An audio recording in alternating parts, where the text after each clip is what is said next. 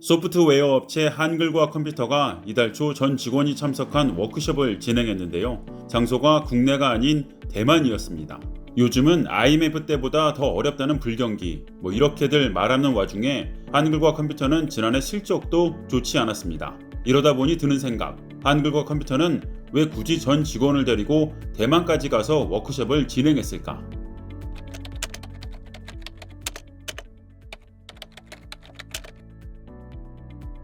한글과 컴퓨터의 지난해 실적은 연결 기준 매출이 2,420억 원을 기록해 전년에 비해 38.2%가 줄었습니다.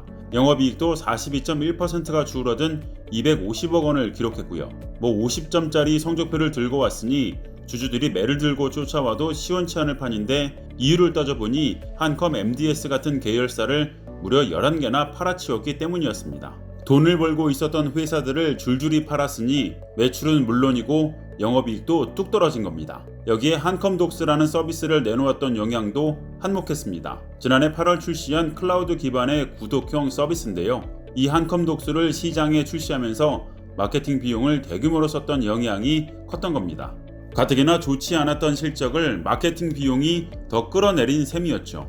한글과 컴퓨터는 이미 내부적으로 지난해 실적이 나빠졌다는 걸 알고 있었을 겁니다. 그런 와중에도 대규모 마케팅 비용을 마다하지 않았다는 건 한컴독스에 대해 기대하는 바가 크다고 짐작할 수 있습니다.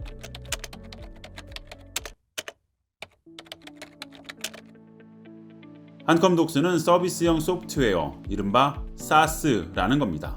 쉽게 예를 들어 볼게요. 예전엔 소프트웨어를 쓰려면 CD를 사서 컴퓨터에 설치하고 난 뒤에야 가능했습니다.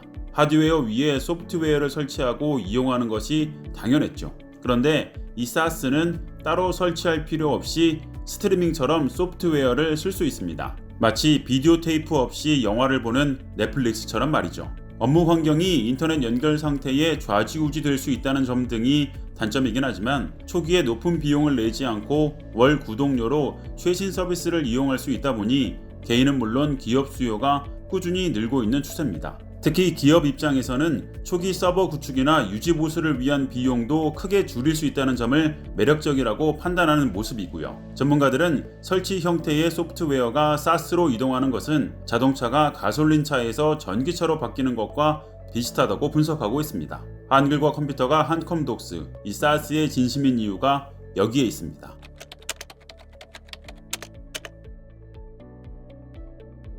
지난해 말 기준 한글과 컴퓨터의 현금 및 현금성 자산은 약 1,200억 원, 쓸 수 있는 여윳돈이 많은 상황입니다. 11개 계열사를 매각하면서 현금이 대거 유입된 거죠. 한글과 컴퓨터는 이 자금을 SaaS 관련 투자에 집중할 것으로 보이는데요. 특히 한글과 컴퓨터는 김현수 대표 취임 이후 글로벌 시장 공략을 꾸준히 밝혀왔던 상황, 지난해 대만 SaaS 업체 K단 모바일에 투자한 것도 같은 맥락으로 풀이됩니다. K단 모바일은 모바일 PDF나 전자서명, 애니메이션 솔루션 등으로 회사 매출의 80%가량을 북미와 유럽에서 얻는 것으로 알려졌는데요. 한글과 컴퓨터는 1,200억 원 규모의 실탄을 바탕으로 K단 모바일의 지분 인수도 마무리한다는 계획.